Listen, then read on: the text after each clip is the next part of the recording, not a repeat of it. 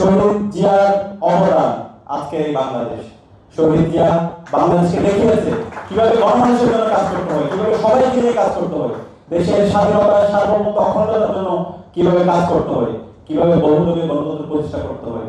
কিন্তু দুর্ভাগ্যের বিষয়, আজকে শহীদ জিয়াকে যারা দামায় ভাটায় হাজির করেছে, শহীদ জিয়ার বিরুদ্ধে বিভিন্নভাবে যারা ব্যঙ্গাত্মক করেছে, তাকে বিএনপির রোড়া হিসাবে সাজিয়েছে, তারাই আজকে বিএনপির বড় বড় বন্ধু সাজার চেষ্টা করছে।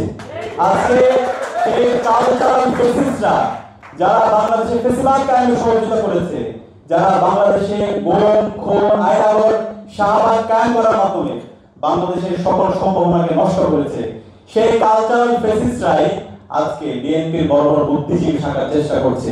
আমাদের এই জায়গায় অবস্থান পরিষ্কার, এই কালচারাল ফেসিস্টদের বিরুদ্ধে আমাদের সবার অবস্থান পরিষ্কার করতে হবে। সেটা জামাত হোক, সেটা বিএনপি হোক, সেটা এনসিপি হোক, বাংলাদেশের যত রাজনৈতিক দল হোক, কালচারাল ফেসিবাদের বিরুদ্ধে আমাদের লড়াই সংগ্রাম জারি রাখতে হবে। তারা এই জাতির শত্রু।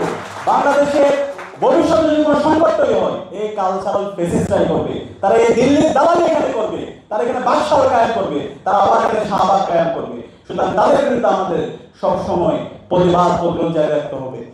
মেজর জিয়া রহমানের অবদান আমরা জানি। বাংলাদেশের পার্বত্য চট্টগ্রামে আজকে যে অখণ্ডতা, আজকে যে আমাদের দেশের স্বাধীনতার সার্বভৌমত্ব উচ্চ অবস্থায় আছে, মেজর প্রেসিডেন্ট জিয়া রহমানের গুরুত্বপূর্ণ অবদান। তিনি শুধুমাত্র পাহাড়ের জন্য কাজ করেন, সমতলের জন্য কাজ করেছেন।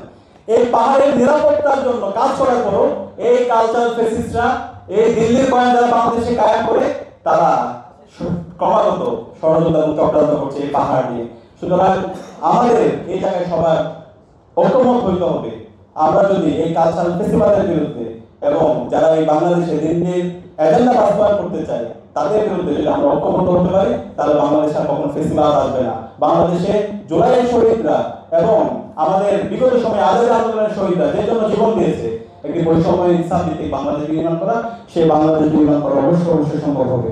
আমরা একটা নয়া বাংলাদেশের স্বপ্ন দেখি, নয়া আজাদির স্বপ্ন দেখি, এবং সেই জন্য আমরা সবাই জুলাই একসাথে রাস্তায় নেমেছিলাম। আমরা যখন রাস্তায় নেমেছিলাম, আমরা দেখিনি আমার পাশে সে কে, সে কি ছাত্রদল নাকি শিবির নাকি সে ডানপন্থী নাকি বামপন্থী, আমরা সবাই এক বিরুদ্ধে মিলিত হয়েছিলাম ফেস্টিভ্যালের বিরুদ্ধে।